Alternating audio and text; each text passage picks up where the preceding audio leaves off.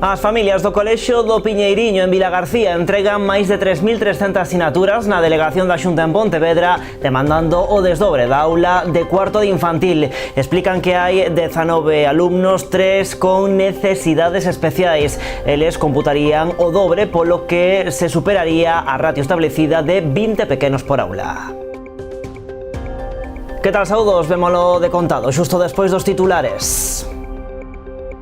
O Concello da Pobra anuncia a convocatoria dun concurso de proxectos para seleccionar a proposta que guiará a redacción do novo plan director da súa fachada marítima. Este proceso conta coa coordinación técnica da Fundación Ría, o apoio administrativo e legal do Colexio Oficial de Arquitectos de Galicia e o financiamento da Fundación Marta Ortega Pérez.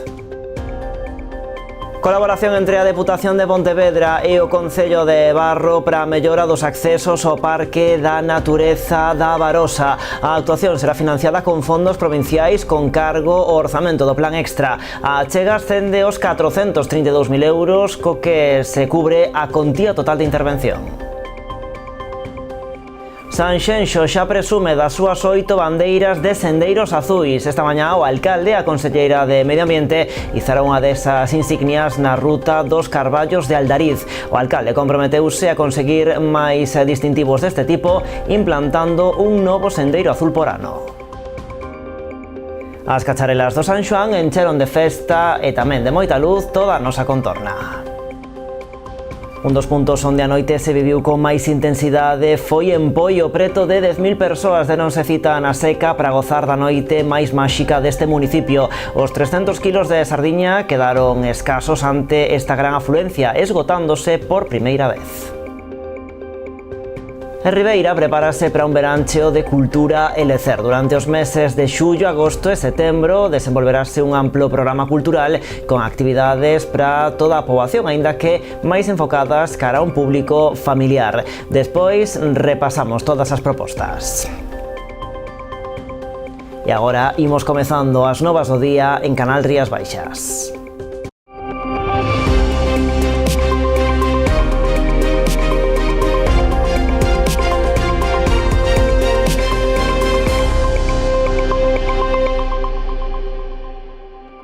Máis de 3.300 sinaturas demostran o apoio ás reclamacións das familias do Colexio do Piñeiriño en Vilagarcía. Demandan á Xunta o desdobre dunha aula de infantil, a de cuarto. Explican que hai 19 alumnos, 3 con necesidades especiais. Eles computarían o dobre, polo que se superaría a ratio establecida de 20 pequenos por aula. Hoxe presentaron as sinaturas na delegación da Xunta en Pontevedra.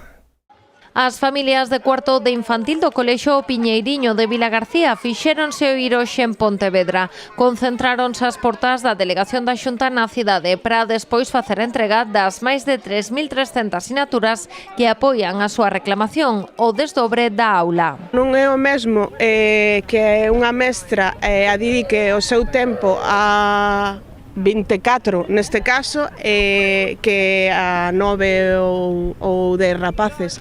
A atención é máis eficiente, máis individualizada e que con tantos rapaces eso é inviable, aínda que a mestra ou mestre queira facer ben a súa labor, porque seguro que o vai facer, é que é inevitable. O que fai tamén é cargar estrés sobre o profesorado, non? Actualmente a aula conta con 19 alumnos, 3 deles con necesidades especiais. Eles computarían o dobre a hora de marcar a ratio, polo que o número de pequenos ascendería a 25. O máximo fixado está en 20. O ano pasado fixeron un desdoble a nivel interno non oficial a través do Plan Mega, e o que queremos é que realmente ese desdoble sexa por fin oficial e que o fagan de forma escrita, porque o ano pasado tamén nos decían que iba a haber un desdoble e o que fixeron foi un parche aí mal cosido. Despois desta experiencia reclaman que a Xunta se comprometa por escrito a realizar este desdobre. Tivemos unha reunión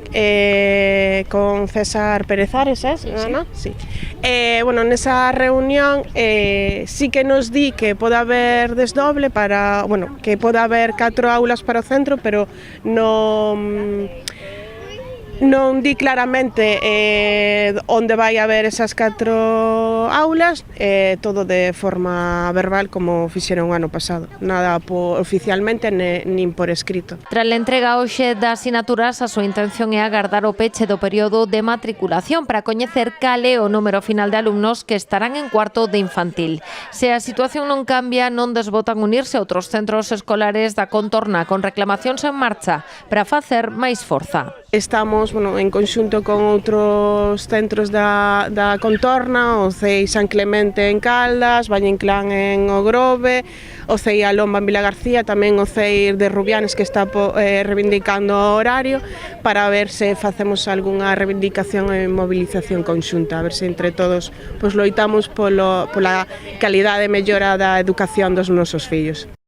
Imos con máis asuntos. O Concello da Pobra do Caramiñal anuncia a convocatoria dun concurso de proxectos para seleccionar a proposta que guiará a redacción do novo plan director da súa fachada marítima. Este proceso conta coa coordinación técnica da Fundación Ría, o apoio administrativo e legal do Colexio Oficial de Arquitectos de Galicia e o financiamento da Fundación Marta Ortega.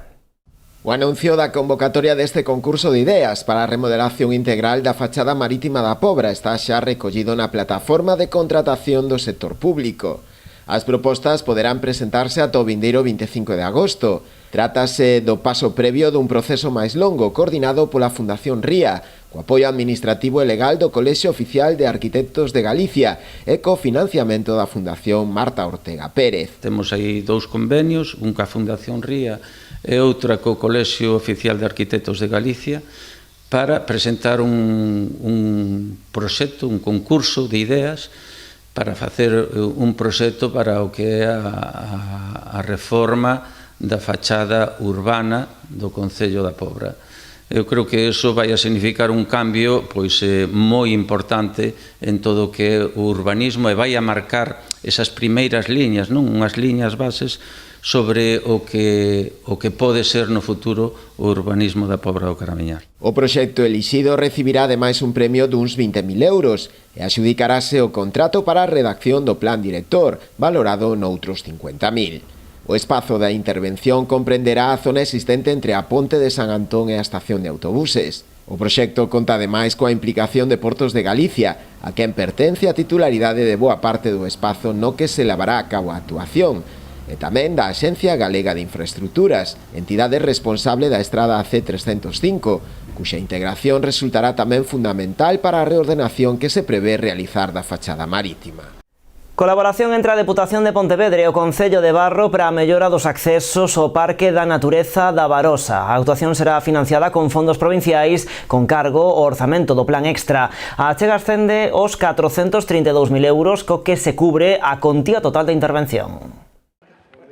O financiamento da mellora dos accesos ao Parque da Natureza da Barosa no Concello de Barro completarase con cargo ao Plan Extra. Así o acordaron a Deputación de Pontevedra e o alcalde do municipio, que esta mañá asinaron un convenio que pecha esta colaboración. Que do seu remanente, dos recursos que a Diputación dispón, que o poña a disposición dos concellos para poder invertilo naqueles proxectos de un carácter económico importante, donde as arcas municipales non sería moi difícil poder executar, pois sempre de agradecer, non? Entón, eso permítenos levar a cabo actuacións que levamos tempo esperando poder executar, porque en cada concello nos parece que son interesantes. O acceso ao Parque da Natureza realizas a través da Nacional 550, un treito cunha alta densidade de tráfico a alta velocidade e que presenta problemas de seguridade para os visitantes e os peregrinos do Camiño Portugués.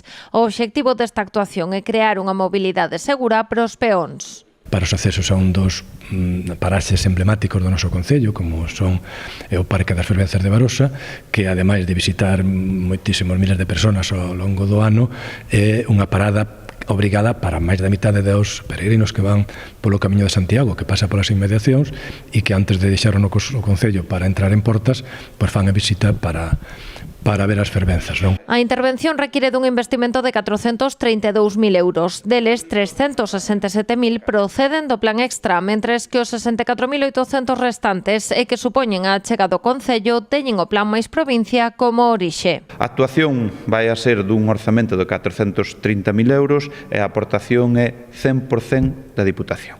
E isto é o compromiso que temos cos concellos, con pequenos e medianos, en particular co Concello de Barro. Ademais desta chega do plan extra, o Concello de Barro ten previsto recibir este ano da Deputación preto d'1 millón de euros a través de programas do Servizo de Cooperación como o Plan máis Provincia e o Plan Extraordinario de Infraestructuras Deportivas.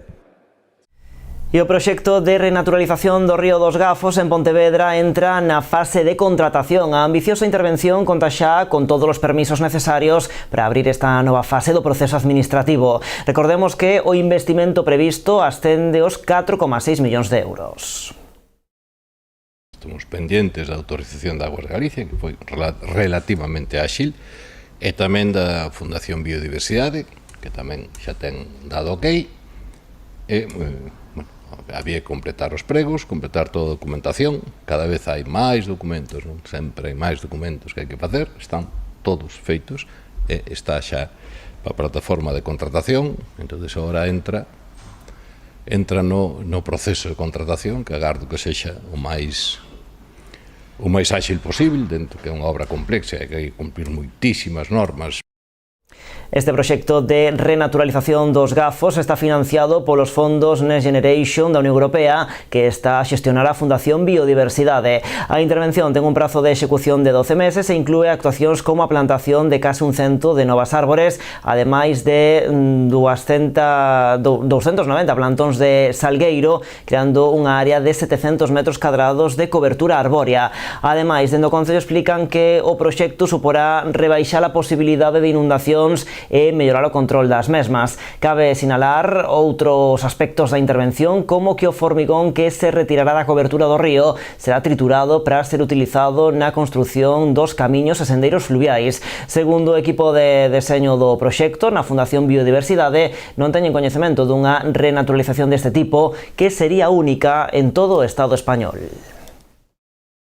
Máis proxectos. Vilanova anuncia un novo plan de asfaltados de camiños de titularidade municipal. Vaise actuar nun total de 10 pistas repartidas por todas as parroquias. A actuación suporá un investimento de 165.000 euros. Vaise financiar o 100% con fondos do Plan máis Provincia da Deputación de Pontevedra. Esta mañá, dende o Concello, salientaban que, aínda que a rede viaria municipal se atopa nunha situación bastante aceptable, vaise actuar naqueles camiños que consideran en peor estado.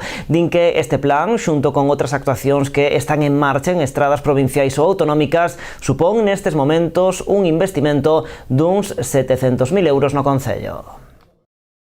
Tenemos una red viaria que yo diría que está sana y que simplemente pues actuamos en alguna zona para mejorar.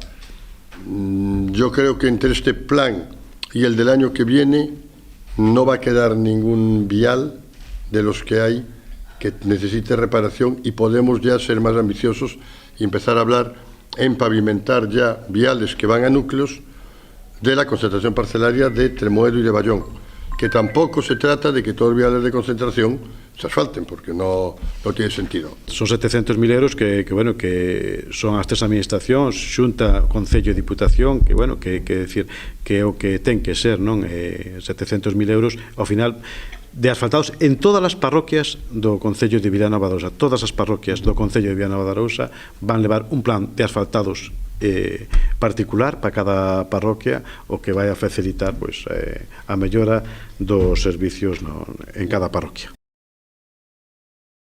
O Concello de Rianxo saca a licitación a renovación completa do vial que une os núcleos da Atalaya e a Santa Lucía na parroquia de Asados. A actuación, cun investimento dun 65.000 euros, será financiada a través dunha axuda de Agadera, a Axencia Galega de Desenvolvemento Rural.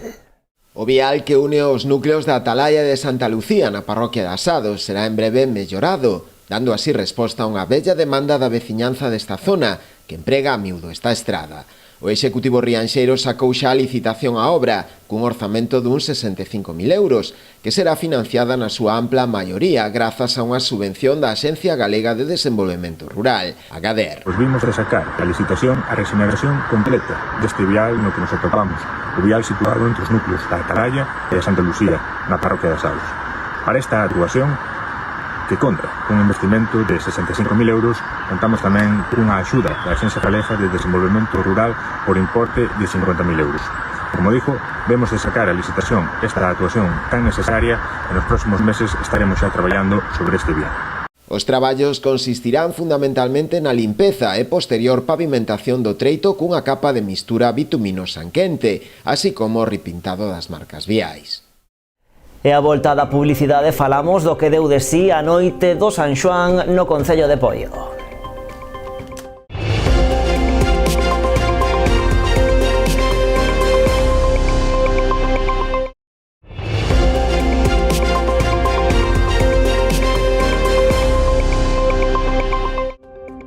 Aquí seguimos nas novas en Canal Rías Baixas. O Concello da Pobra abriu o prazo para solicitar as axudas de escolarización para as familias que se atopen nunha situación económica e social desfavorable. A convocatoria, que ascende a uns 11.000 euros, servirá para sufragar os gastos de adquisición de material escolar e comedor para o curso 2025-2026. A convocatoria está dirixida ao alumnado matriculado en educación infantil, primaria e secundaria obrigatoria, que deberán formar parte de unidades familiares incluídas en programas de intervención familiar dos servizos sociais ou cunha grave situación de desvantaxe ou risco social. O prazo de solicitude estará aberto ata 11 de xullo. Esas solicitudes deberán entregarse xunto coa documentación requirida no propio rexistro do Concello.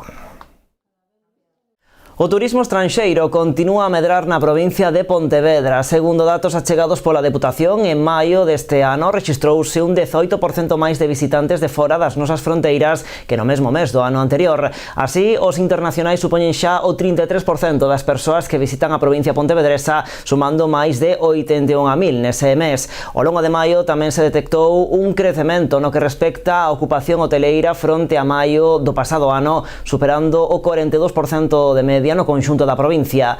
Sitúanse por riba desa porcentaxe as cidades de Pontevedra cunha ocupación do 61% ou Vigo do 45%, segundo os datos do Observatorio de Turismo Rías Baixas que proveñen do Instituto Nacional de Estatística. Pola súa banda, no que vai de mes de xuño, a Oficina de Turismo Rías Baixas en Pontevedra recibiu un total de 2.500 visitantes, dos que case a metade son estranxeiros, principalmente alemáns, franceses e británicos. Os nacionais proveñen maioritariamente de Madrid, Barcelona e Valencia. No que respecta a rutas cara a Compostela, que atravesan a provincia de Pontevedra, neste mes de xuño foron xa percorridas por 20.500 peregrinos. A vía máis transitada é o Camiño Portugués, con case 9.500 peregrinos, seguido moi de preto polo Camiño Portugués pola costa, con tamén case outras 9.500 persoas. O 77% dos peregrinos son internacionais e proceden maioritariamente de Portugal, os Estados Unidos, Alemanha e Italia.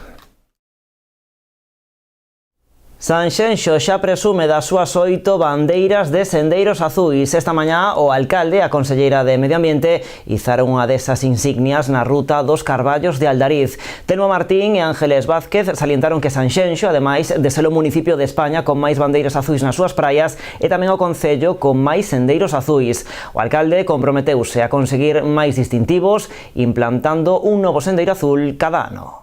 Das 54 rutas coa bandeira sendeiro azul que en Galicia, 8 están no concello de Sanxenxo. O municipio sitúase tamén neste caso a cabeza como o concello de España que máis distintivos deste tipo posúe. Esta mañá o alcalde e a conselleira de Medio Ambiente izaron unha desas insignias na ruta dos Carballos de Aldariz. Lembraron que Sanxenxo é o municipio con máis distintivos deste tipo e tamén con máis bandeiras azuis nas súas praias. É o primeiro municipio español con un maior número de bandeiras azuis nas súas praias, un total de 17. A isto hai que engadir tamén as bandeiras azuis dos seus portos e o seu centro azul, pero volve a bater de novo un récord, pero un récord en positivismo dende o punto de vista medioambiental.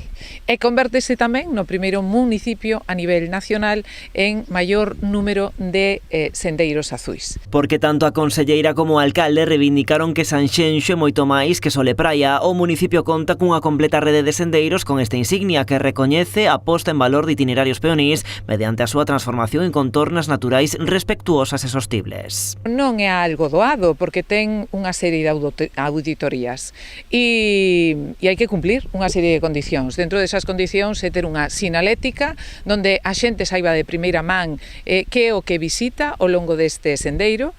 Ese sendeiro, ademais, ha de ser o máximo posible accesible. A restauración que se faga deste sendeiro ten que ter un valor e ha de ser característico xunto coa zona. Dos 8 sendeiros azuis que hai en Sanxenxo, 2 son totalmente interiores. O alcalde avanzou hoxe que queren seguir ampliando esta rede comprometéndose a crear un novo por ano. Sanxenxo debería, e traballamos nesa linha de apostar por facer un sendeiro azul cada ano. E vámoslo a intentar, porque hai zonas que faltan por descubrir. Esperemos seguir contando coa axuda da Consellería de Medio Ambiente, da Xunta de Galicia, por lo tanto, para levar a cabo todos os sendeiros que nos están vindo moi ben. Por que? Porque nun sendeiro, precisamente, xa está un día magnífico para facer un recorrido destos. Entón, dos 365 días diferentes que ten Sanxenxo, moitos deses días, as persoas que ven Sanxenxo queren conocer o interior, e os sendeiros é unha oportunidade para dar a conocer o interior de Sanxenxo. Ademais deste dos carballos de Aldariz, completan a lista de sendeiros azuis de Sanxenxo, a senda fluvial do río Pontillón, o sendeiro máxico da Lanzada e as rutas litorais Areas, Punta Festiñazo, Canelas, Punta Cabicastro, Montalvo Major, Paxariñas Montalvo e Sanxenxo Portonovo.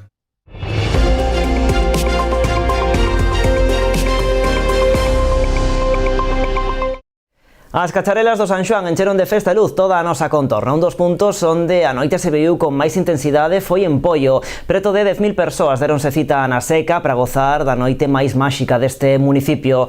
Os 300 kilos de sardiñas quedaron escasos ante esta gran afluencia, esgotándose por primeira vez. Na nosa contorna sei un concello onde o San Xoán se vive con especial devoción e no de Poio. Centos de veciños e visitantes gozaron este luns da noite máis máxica do ano neste municipio. De novo, a Seca volveuse o escenario coas sardiñas, a música e a gran cacharela como protagonista. Segundo indican dende o concello, preto de 10.000 persoas deronse cita aquí para vivir o San Xoán. Como podemos ver, un ano máis, un éxito de participación, máis de 300 kilos de sardiña, e para nós pois é un orgullo que na noite de hoxe, pois un ano máis, en este caso a fogueira referente en todo Galicia, pois esa a fogueira que se celebra no concello de Poio. Eses 300 kilos de sardiñas quedaron escasos desta volta. Por primeira vez esgotáronse todas as existencias, o que daba a mostra do éxito da xornada e do poder de convocatoria que ten o San Xoán de Poio. Hoxe, pois como podemos ver, a ringleira pois unha vez máis supera o quilómetro, é dicir, para nós é importante, e o que entendemos é que é un formato que gusta a xente e por eso seguimos con el.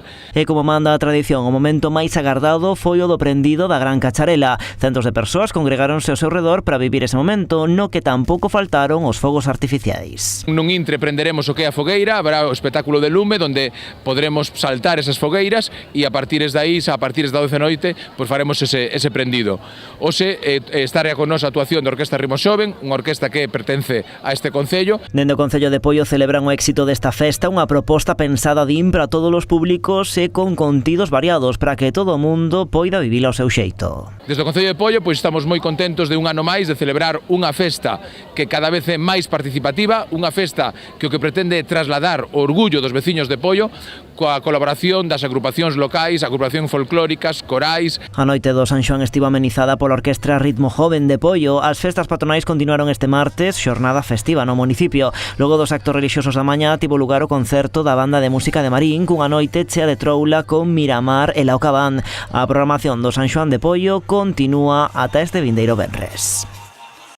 Mais asuntos, Ribeira prepárase para un verán cheo de cultura e lecer. Durante os meses de xullo, agosto e setembro desenvolverase un amplo programa cultural con actividades para toda a poboación, aínda que máis enfocadas cara a un público familiar. A 8ª edición do Festival Taume entre Folclores, previsto para este sábado, suporá o inicio do programa Lecer na Ribeira, que encherá a vila de actividades durante todo o verán. Repiten propostas como o Festival Internacional de Narración Oral Atlántica, que recalará na capital do Barbanza a primeira fin de semana de xullo. A primeira delas vai a ser o venres 4 de xullo, vai a ser co artista Celso Fernández San Martín e vai a ser no Lavadoiro da Penisqueira, en Aguiño, en Couso. E o día seguinte imos ter a intervención de Aida Covas e Miguel Gouveia no Piñeiral da Corna en Palmeira. Como vedes, pois, collemos entornos naturais, tranquilos, pois para iso, non sempre utilizar pois o centro de Ribeira, non sempre estar pois nunha zona máis, digamos, urbana, non pois iso, aproveitar as paisaxes das que estamos rodeadas e rodeados. Haberá tamén espectáculos de novo circo, música e baile, teatro cómico e citas xa habituais do verán ribeirense, como o Mercadiño Cultural Xiradiscos ou o tal e cual festival. Entre as novidades destaca tamén o proxecto de fotografía documental Novas Olladas á Costa Galega. Un colectivo do mundo audiovisual da Universidade de Santiago de Compostela e o colectivo Olloboi, seguramente as persoas do mundo audiovisual o SOE, pois ben, xa estiveron algúns concellos, entre eles Noia, e agora van a vir a Ribeira, van a estar pois durante esa fin de semana facendo un estudo, facendo un curso tamén fotográfico na Casa da Xuventude e despois pois baixarán, non, as rúas de Ribeira a facer pois todo ese proxecto a final artístico e ao mesmo tempo de investigación. Lesmes tamén vai estar colaborando nese proxecto e logo de todo iso van a facer unha proxección na Praza da Porta do Sol.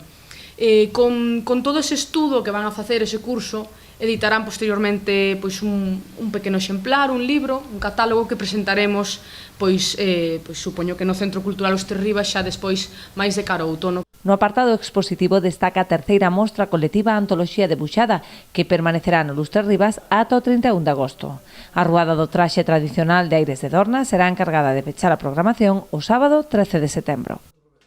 E Rafa Moraña será o pregoeiro do Día do Orgullo LGTBI que máis en Ribeira, que se celebra este sábado. Ademais do acto institucional previsto para o mediodía, haberá unha festa pola noite na Porta do Sol coa actuación de DJ Nel. Como cada ano, o Concello de Ribeira reivindicará a diversidade cunha serie de actos conmemorativos do Día do Orgullo. Creemos que é un día que hai que celebrarse, non celebrarse, senón, aparte de facer unha celebración, é un día para reivindicar os dereitos de un colectivo LGTBI donde se está traballando, se están conseguindo cousas, pero todavía hai moito que facer polos seus dereitos. As celebracións desenvolveránse o propio sábado 28 a partir das 12 da mañá cun acto institucional no Centro Cultural Los Terribas. O pregoeiro este ano será o ribeirense Rafa Moraña, que representa a diversidade en moitos ámbitos. Queremos destacar desta persoa que el representa a máis colectivos diversos, non solamente ao colectivo LGTB, porque Rafa ahora mismo xa está xubilado, e creo que é importante que representemos dentro do colectivo todas a interseccionalidade que hai, non, coa diversidade, en este caso pois que a xente máis maior, que tamén ten dereito a expresar a súa identidade, e ademais pois Rafa é unha persoa sorda, e por eso vamos a traer, lle vai acompañar un intérprete de lingua de signos para que o podan escoitar. O remate do acto institucional terá lugar un pasarrúas, antesala da festa nocturna que se desenvolverá na Porta do Sol. Contará con fotocall, xogos de luces e a actuación de DJ Nel. Contaremos con unha iluminación adecuada para o día, co DJ Nel, que é conocido para todos, xa por todos, dende cando estaba na Boomerang ou agora de Ribeira. Estas actividades terán como complemento a decoración de rúa que durante toda a xornada tinguirá a vila das cores do Arco da Vella. De máis dun cento de persoas asistiron esta pasada fin de semana en Lousame ao concerto ofrecido pola banda municipal da localidade e o alumnado da orquestra, banda e coro do Conservatorio Profesional Felipe Paz Carvajal de Noia. A actuación tivo lugar na Praza Teodomiro Hidalgo, a carón do Concello, e estivo organizada pola Asociación Cultural Prudencio Romo en colaboración co propio Concello de Lousame. Durante algo máis dunha hora, as dúas formacións actuaron de forma conxunta, interpretando distintas pezas musicais, tanto tradicionais como de música máis moderna, facendo as ledicias do público asistente que desfrutou moito con esta actuación. E agora falamos de vela. As instalacións do Real Club Náutico de Portosín acollían este mediodía a presentación da 25ª edición da regata Ramiro Carregal Rei Gran Trofeo Faro de Corrubedo. A cita, unha das máis enlleiras das que se celebran na comarca do Barbanza, disputarase esta vindeira fin de semana, os días 28 e 29. Despois da regata Frinsa, disputada a pasada fin de semana, chega unha das citas veleiras de maior nivel de todas as que se disputan na comarca. Trátase da regata Ramiro Carregal Rey Gran Trofeo Faro de Corrubedo, que chega este ano a súa 25ª edición. Para nosotros esta regata es, ya no solo por el número de ediciones que llevamos, sino por cómo transcurre, dónde transcurre. En esta ría nos abrimos al sur, hacia el Faro de Corrubedo, que es una de nuestras principales regatas, la otra se abre hacia el norte más adelante en el verano, pero son muchas ediciones donde, colaborando con nuestro club hermano de Ribeira, pues hacemos una etapa muy bonita por una zona especialmente, digamos, no peligrosa, pero sí poco conocida quizás de esta zona de la costa, y que bueno, que creo que anima a mucha gente también a poder acompañarnos en tanto los años que tocan de subida, los años que toca de bajada, y con esa característica peculiar que nos resalta mucho don Ramiro siempre, que el trofeo se lo queda pues aquel del club más cercano de los que ha ganado, pues ese trofeo sube al club de tanto al norte aquí o al sur de Ribeira. A proba, que está organizada polo Real Club Náutico de Portosín, coa colaboración do Club Náutico e Deportivo de Ribeira e a Real Federación Galega de Vela, dividirase en 2 xornadas, o sábado e o domingo. A pesar da súa ausencia na presentación da regata, a figura do empresario Ramiro Carregal estivo moi presente no acto, destacando o seu papel e impulso da vela. Además, siempre es una ocasión fantástica para nosotros para poder agradecerle lo mucho que ha hecho hasta ahora y seguirá haciendo por la vela, de una forma altruista, de una forma generosa, y que es incluso digno de resaltar. Cuarto de siglo ya, que es una unión importante entre los dos clubes. Y yo creo que hay que reconocerlo, esta unión se debe, con la colaboración por supuesto de ambos clubes, se debe a don Ramiro Carregal Rey. Él siempre quiso promover la vela, unir fuertemente a estos dos clubes. Nosotros desde la Xunta evidentemente hacemos un esfuerzo enorme, que es nuestra obligación, pero en este caso yo quería poner en valor esa colaboración privada que viene de tantos y tantas personas, empresas que apoyan el deporte. En este caso, lógicamente, no me puedo olvidar de Ramiro Carregal. Na regata tomarán parte ao redor dunhas 30 embarcacións pertencentes ás categorías regata, cruceiro, regata e cruceiro. Todos eles pelexarán por levarse a vitoria final na proba, que tivo como gañador na xeral na última edición o Siradella, patroneado por Fran Gúdez e César Álvarez, do Náutico de Portosín.